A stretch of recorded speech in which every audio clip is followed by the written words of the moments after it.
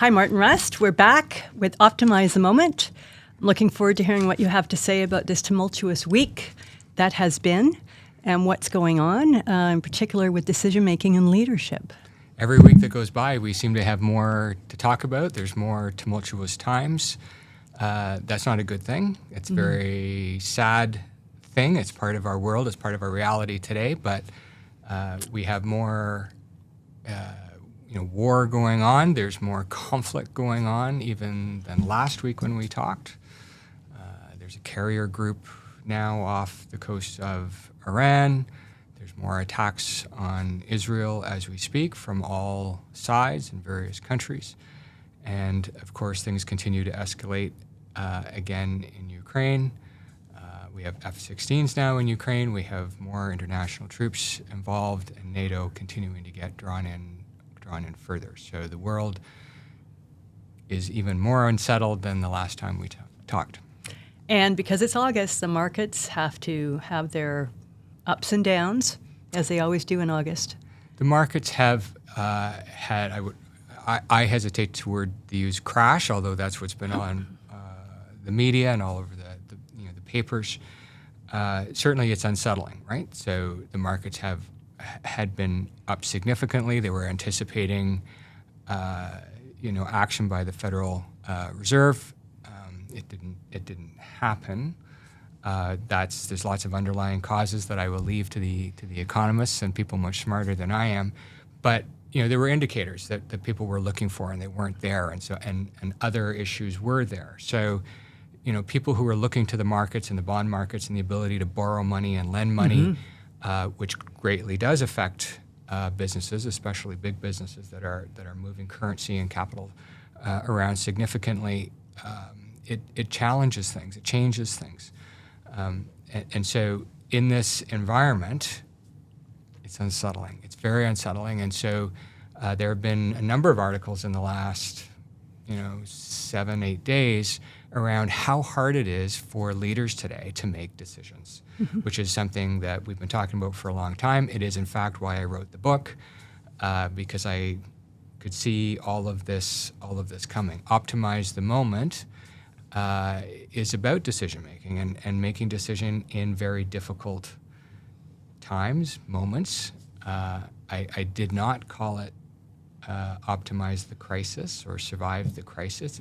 It is so much more than that. As you know, I lived through different war zones and post-conflict zones and really watched people, when we might have otherwise seen them, curl up and retract and react to very difficult circumstances, they didn't do that.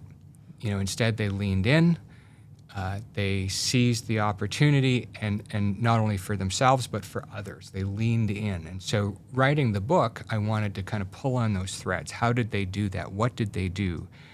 And over the last 25 years, I've seen some organizations do that extremely well, and some others not so much.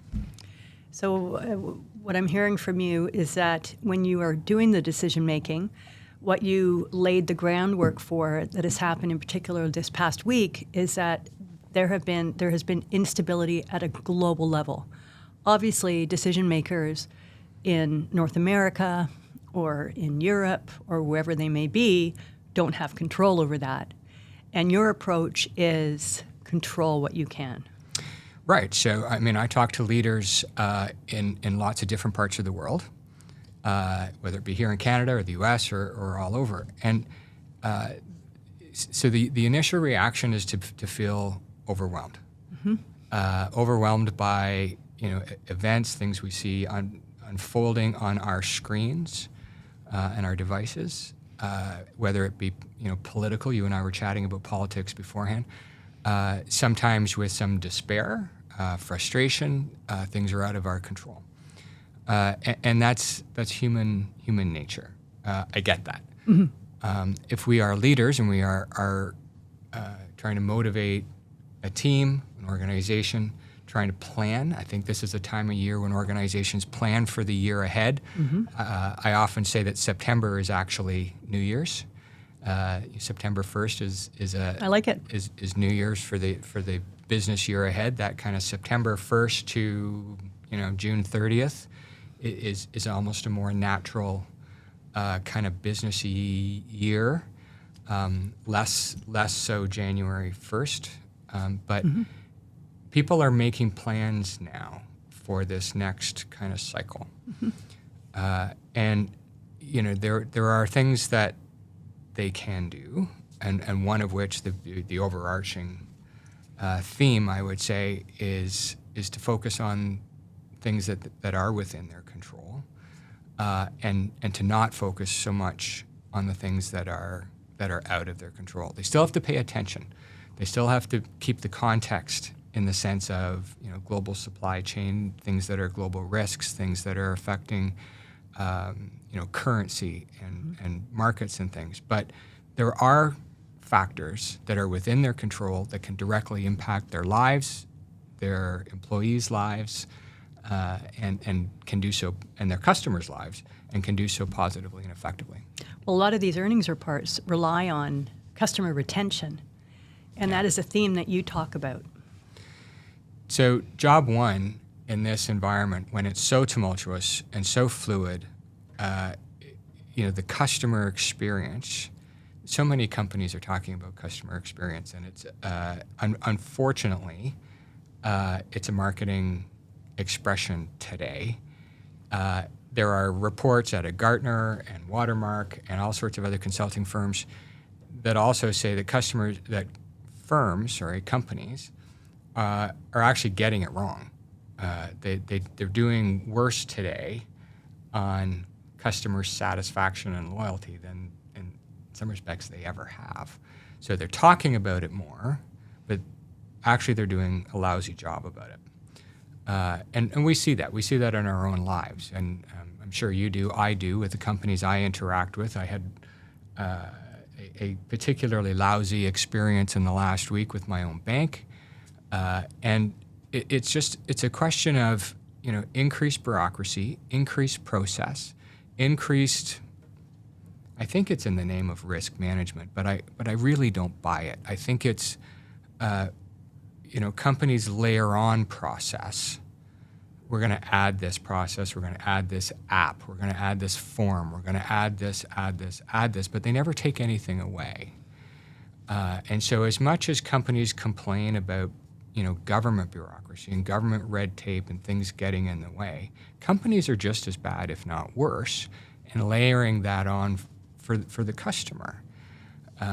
In what used to be a fairly simple, ability to do business, with companies that we work with, have now become quite, process oriented. I tried to schedule something with my electrician just to come in and install a light and a plug and something. Well, someone has sold him an app, and this app now has several forms, and the forms are such, I'm sure it's designed to help organize his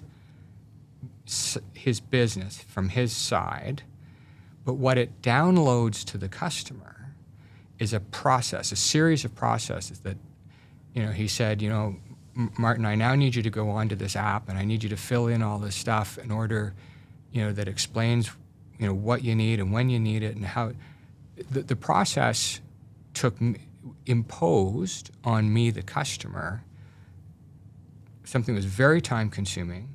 I had to download an app that I didn't want, and I had to provide all this extraneous information, meaning in the past I would have simply told him what I want. He would have come out and looked at it, installed it. Simple. Yes. What he imposed on me was complexity. And in that complexity, that cost me time, cycles, money. Sure. Right? And frustration, no doubt. And added frustration.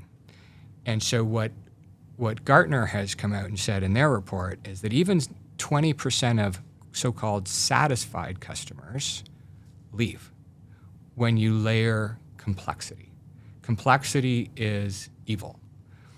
And so, whether it be the bank, in my case, or the poor guy who's just trying to run an Sure. electrical business, and I feel for him, right? He's just trying to get his life organized. But in downloading things to the customer, you add complexity to the customer. When you make the customer try and use a new app or some new kind of form or series of forms. And having to sign a user agreement. And you sign user agreements. I mean, in this case, I used to work in the investment business. We used to open accounts. I was trying to open an account. We used to open accounts, for clients, in 10 minutes. Yeah. This was a process where they sent me 10 forms electronically that required wet signatures. So I would have to print them off, sign them, and then send them back. Scan them. No, well, I would have had to actually print them, sign them, send them physical. back, send the physical forms back, and then it was going to take 2 weeks to open the account. Well, in a day and age where I've been a client of that bank for, 25 years, 30 years, maybe longer. They have everything else of mine. They know everything about me, for heaven's sakes. This is beyond ridiculous.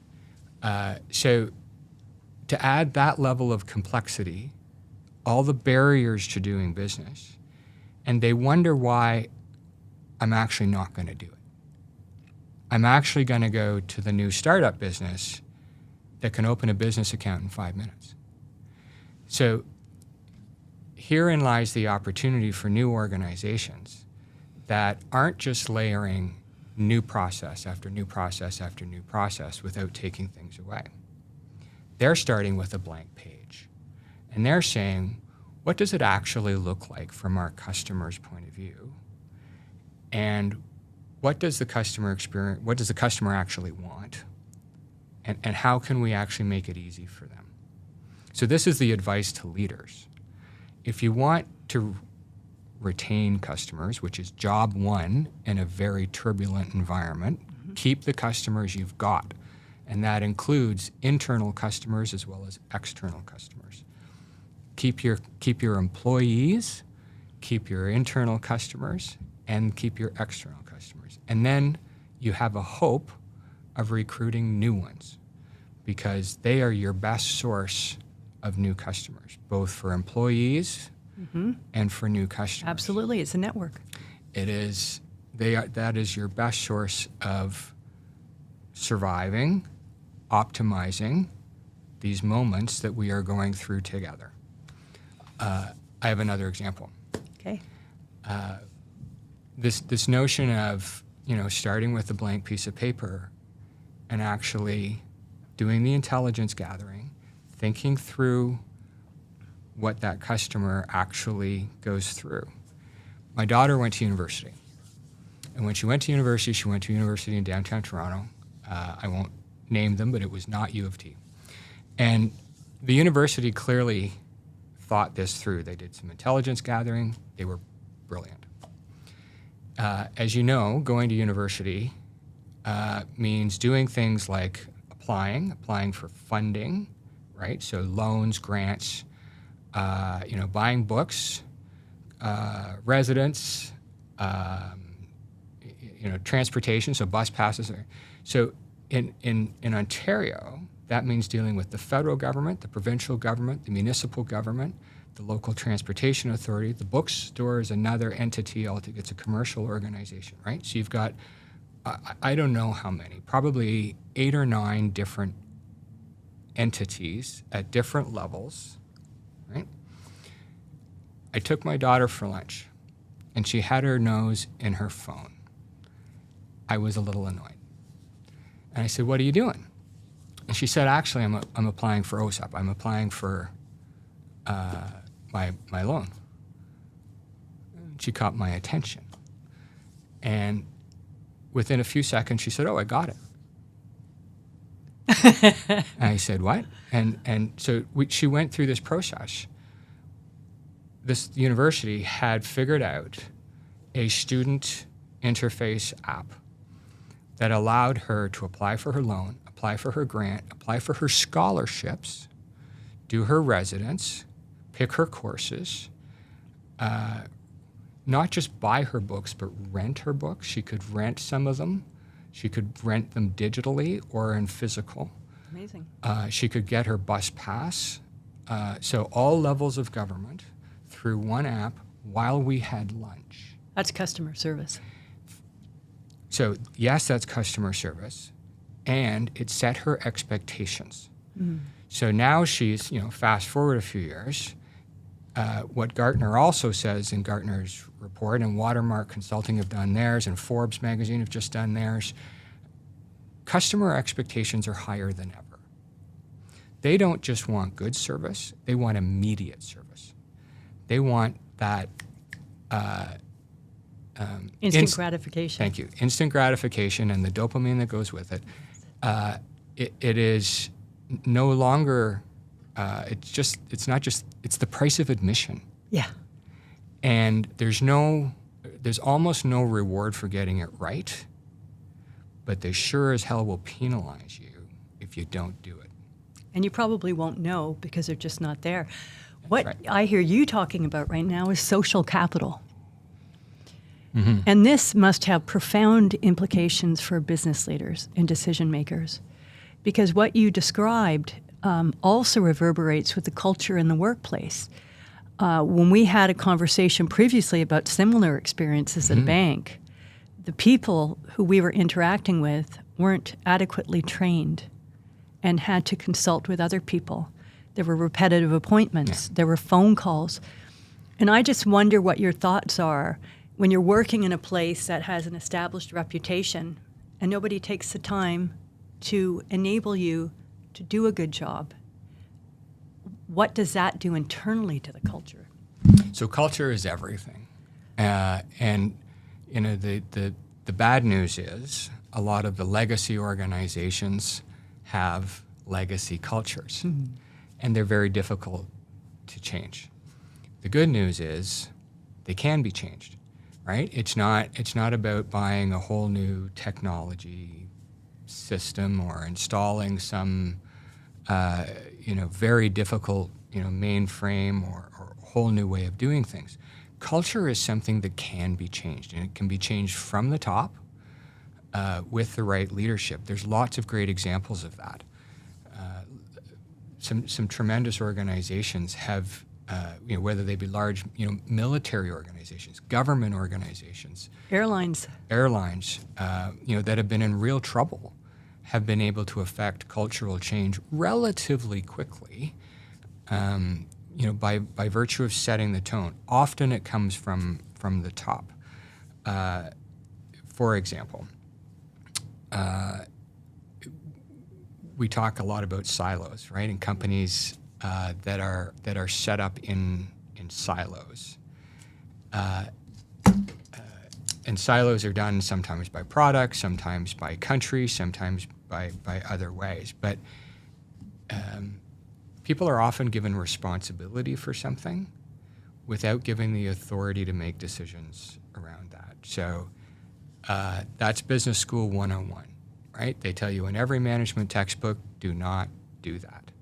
And yet I see it time and time again. You make so-and-so responsible for this product silo or that area of the business, but you don't give them the authority to actually run that business unit.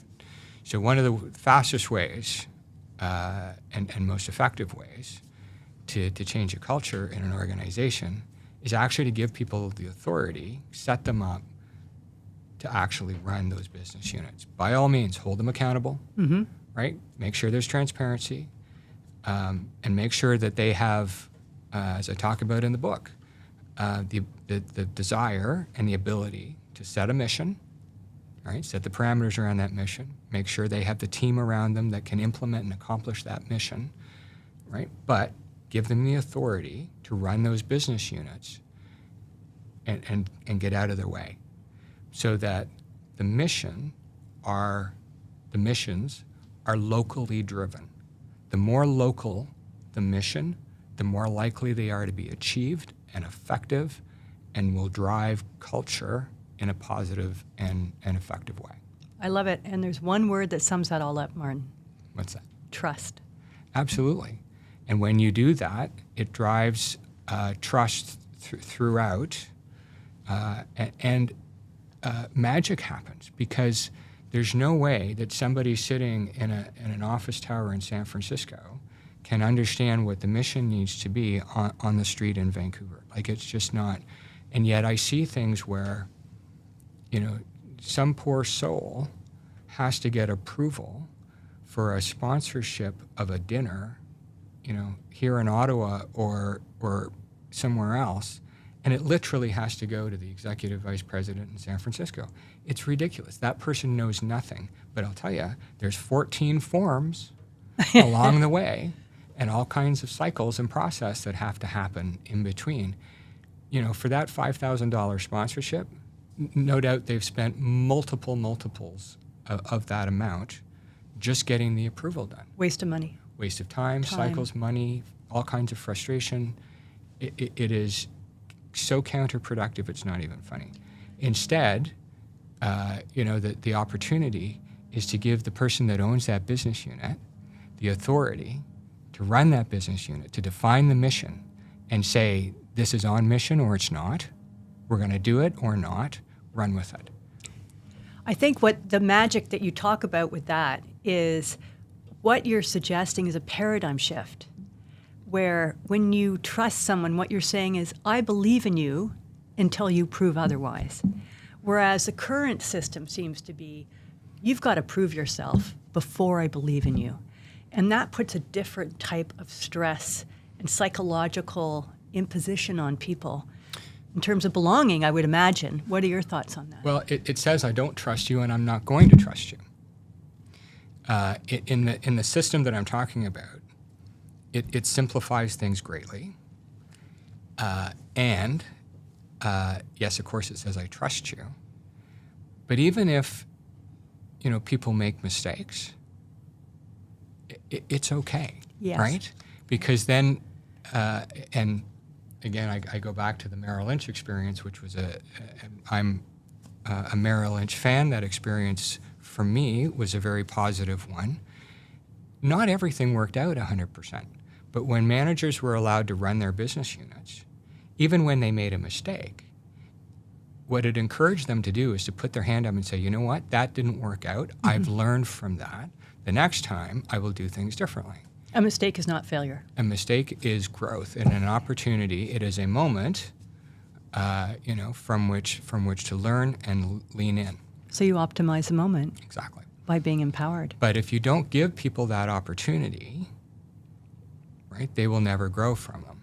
So in these turbulent times, ever more turbulent, and I firmly believe they are likely to get more so. Oh dear. These are opportunities. This now is the time for business leaders to lean in and make, grab hold of the levers that they actually have control over and do some of those smart things, right? Give their people authority to make decisions over the business units that they have and focus on, those internal and external processes mm-hmm.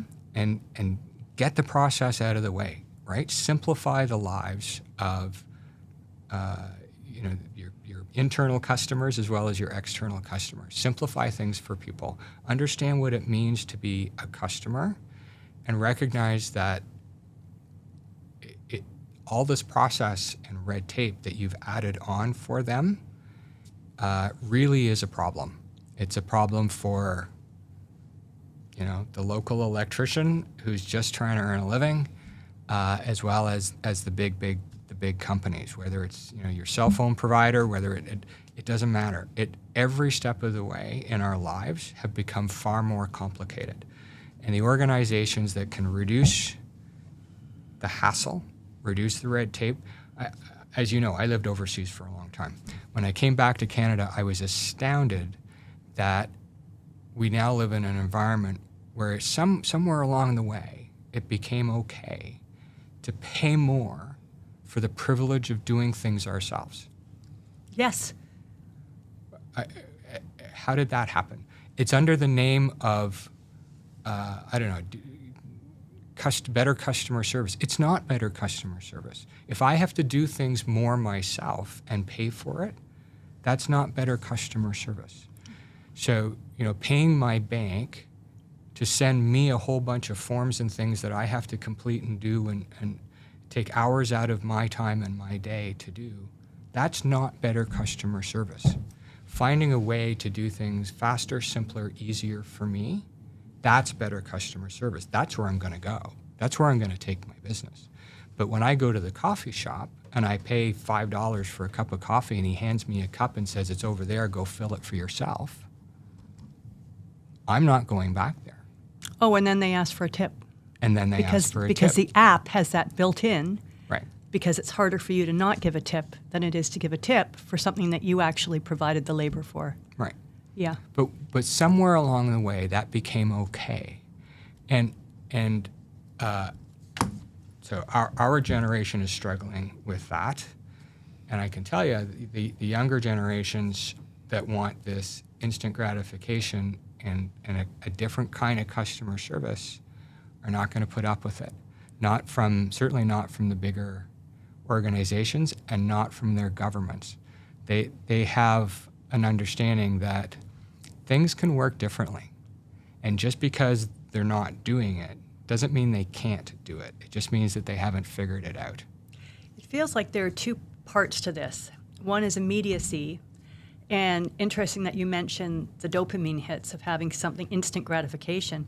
The other is a big, big part of it, which is convenience. When they started pushing out kind of an electronic version of doing business, it was supposed to be for our convenience.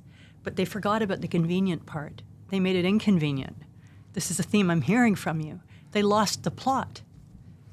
Well, somewhere along the way, and I'm a consultant, so I can say this, I blame consultants, right?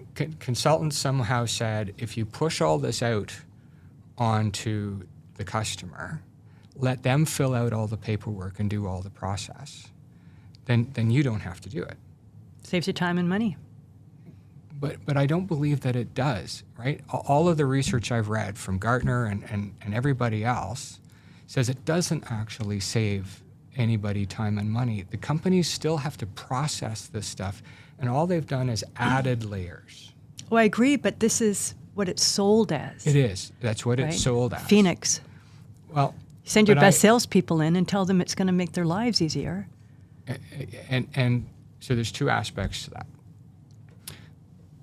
Companies are out there always selling the new and shiny thing. Mm-hmm. And I get that.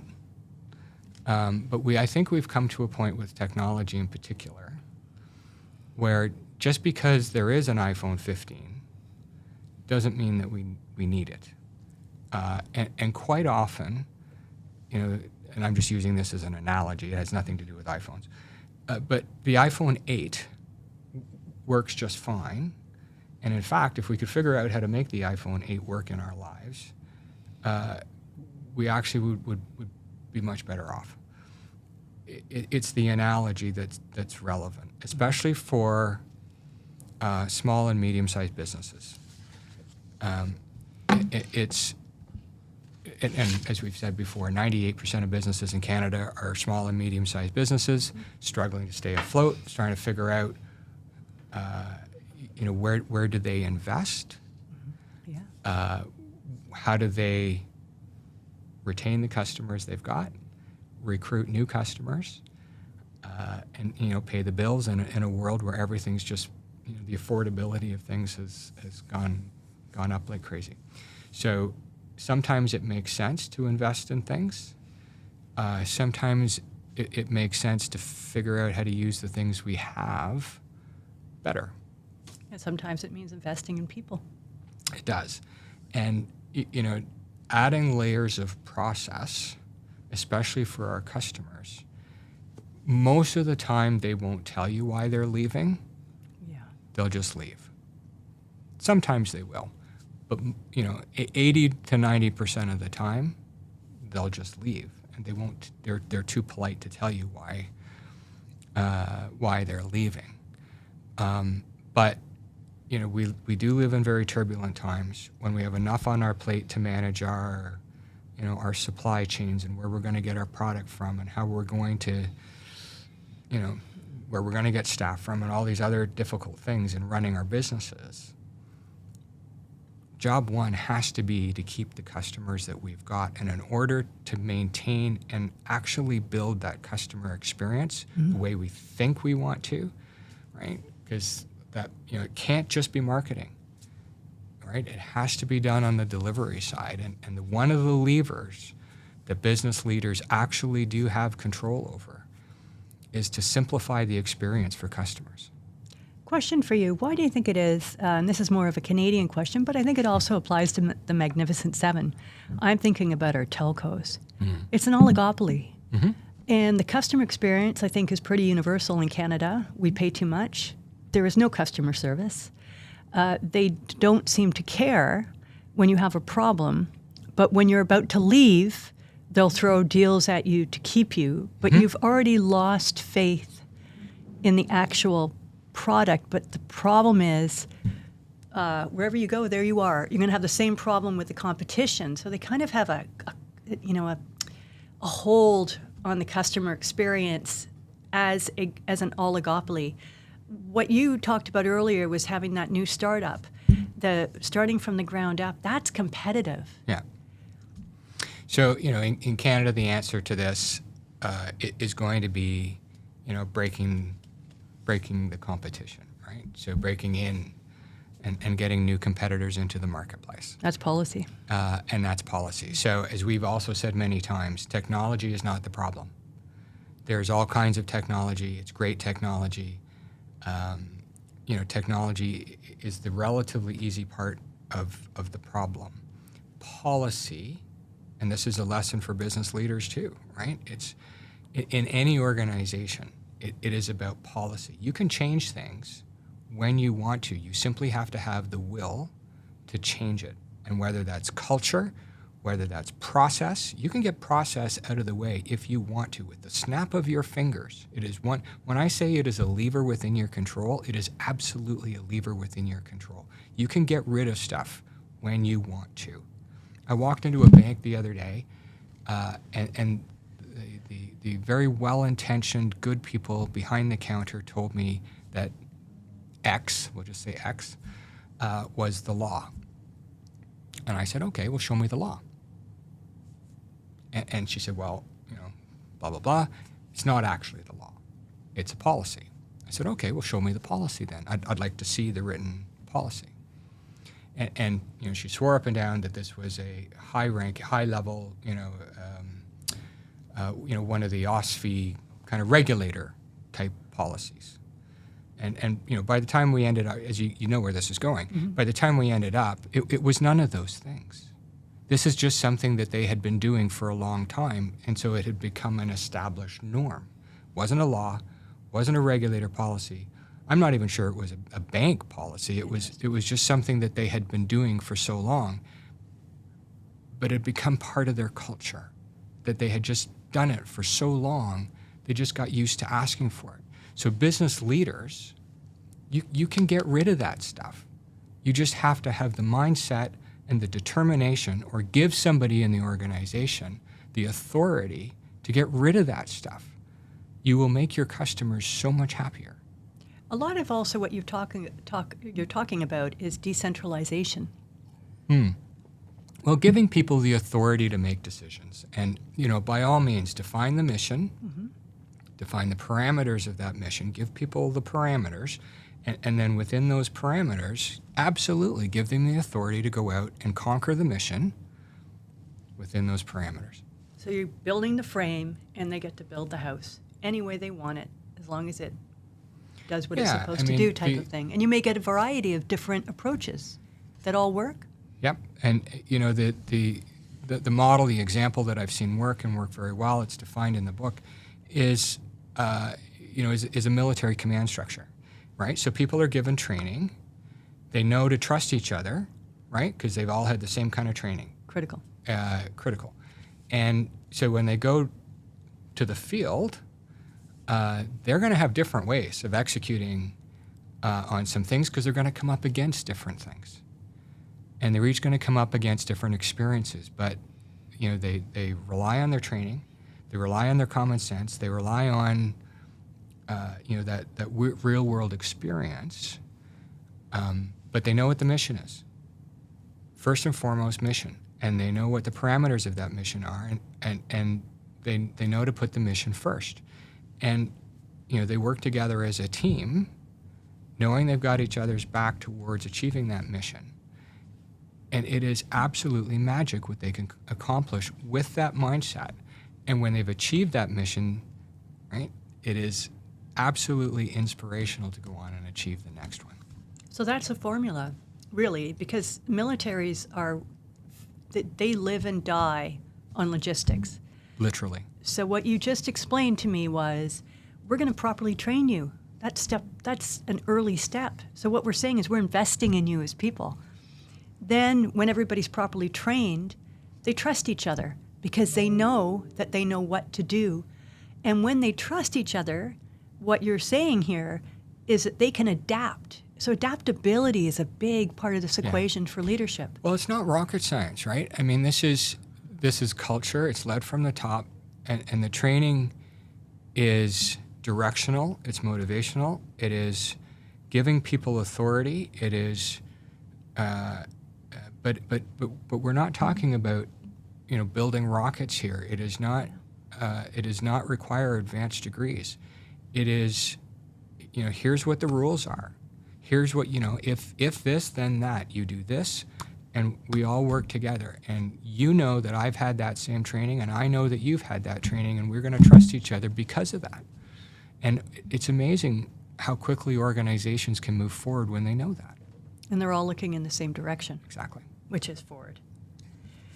So when we're talking about instability and kind of what's going on in the bigger picture, a lot of what you're talking about is also retaining good people and attracting good people. And this sounds like a virtuous cycle. If you take the approach that you're suggesting to optimize the moment, it will actually reward you in addition, because good people will want to be a part of that culture. Is that fair to say? It's certainly been my experience that people want to be a part of organizations that are strong, ethical, going forward with purpose, where the cause, you can define the cause, and it is less about money.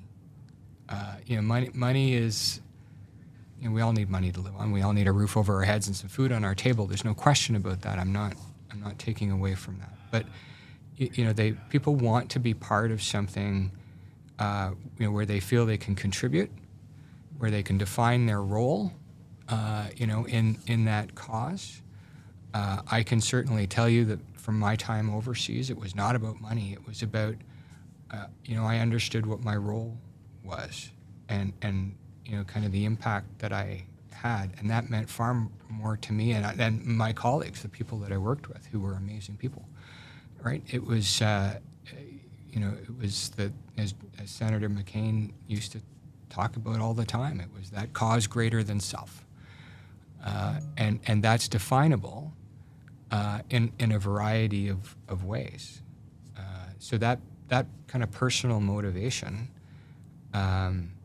is kind of, if it's not tick number one, it's right up there on that list. That's a human desire. I can attest to that from being a former rower. And that sense of belonging, where you're all going blind in the same direction. Yeah. Your back is to the finish line. Mm-hmm. You're looking at a coxswain. Mm-hmm. You have to trust that coxswain, Yep. regardless.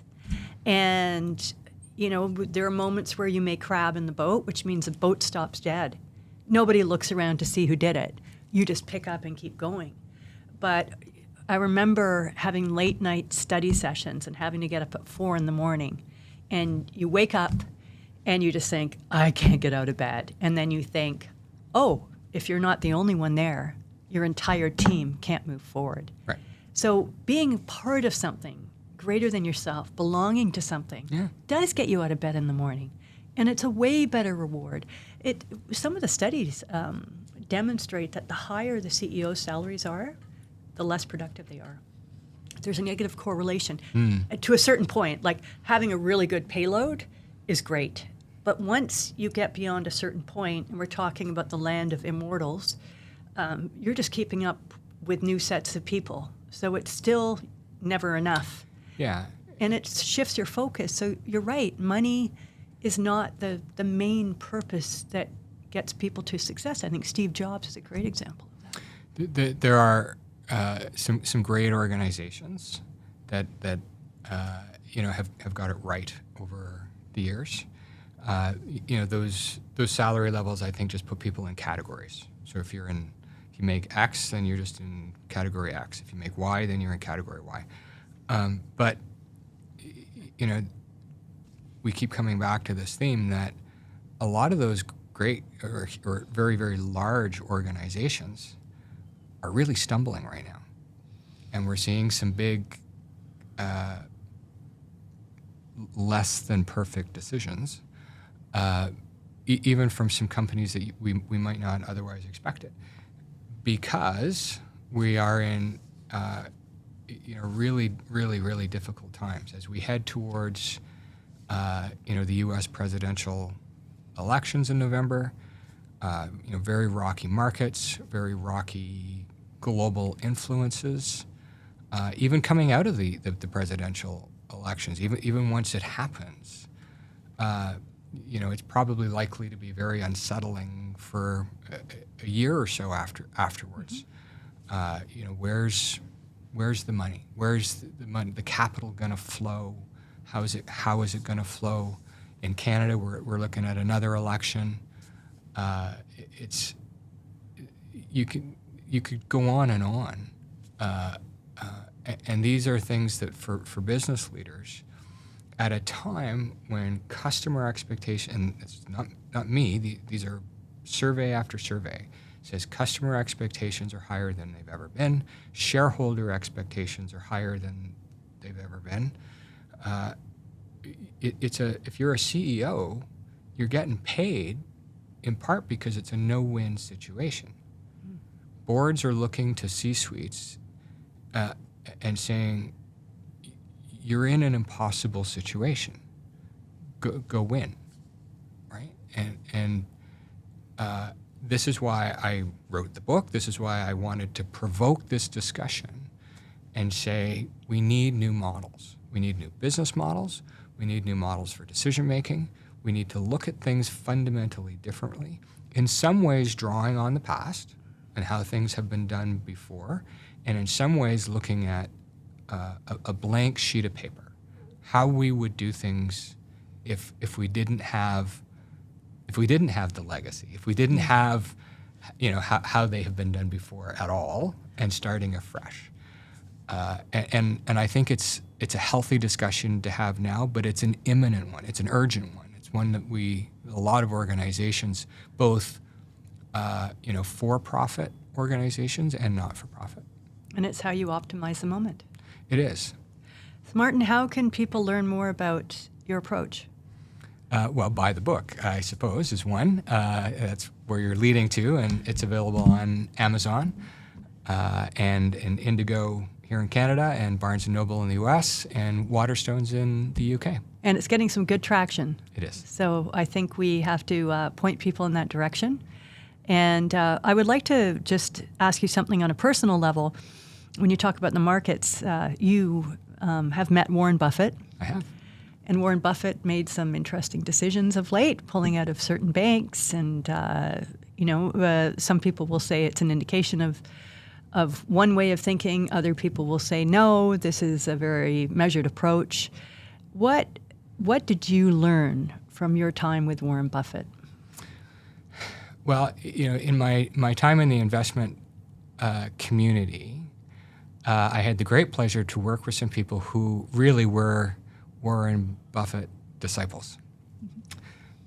And so they, from them, I learned the whole, value investor philosophy. And that was about this notion of keeping your expectations low. I actually watched him give a speech about who he would want to marry. Right, and interesting. Should we go there? Well, he said he was giving a speech to a university crowd and said, who do you think you should marry? Is it the smartest or the prettiest or the right and he wealthiest said, or the wealthiest, right? And he goes through the whole category, craziest. and he said, I'm going to tell you, you should find the person who you can keep their expectations lowest, because it's for the long haul. And over the long haul, right, you've got to be able to meet each other's expectations. And, he got a lot of laughter and, of course, cynicism. And when you think about it, from a value investor point of view, what he was trying to say, I think, is a little bit about what I've been talking about with customer expectations and actually listening to what people want. And he's bought companies over the years that have been very odd, right? Not aligned. He's bought train railway companies. He's bought Fruit of the Loom underwear companies. He's bought all sorts of different companies that, on the surface of it, you'd think, why on earth would he buy all these very disparate, not aligned companies? But he really has been focused on who are the customers, who are the people over the long term, are going to understand these companies and continue to buy them and be good, solid customers of these companies, not just today and tomorrow, but over the long haul. And he's understood who the customers are, and they don't have to be super rich and wealthy, right? And when he bought a lot of Walmart stock, he recognized that Walmart was not the company that was going to satisfy the rich and ultra rich. It was going to be for average America, and average America was going to be the one that kept Walmart going for a long, long time. So when we talk today about if one of the levers that business leaders have today is to listen to who your customers are and pay very close attention to what they can sustain, not just today, but tomorrow, especially through very difficult times. And this applies from war zones to boardrooms. From war zones to boardrooms. Optimize the moment when strategic planning fails. Yep. Thank you, Martin Rust. It's been a pleasure as always. Thank you. My pleasure.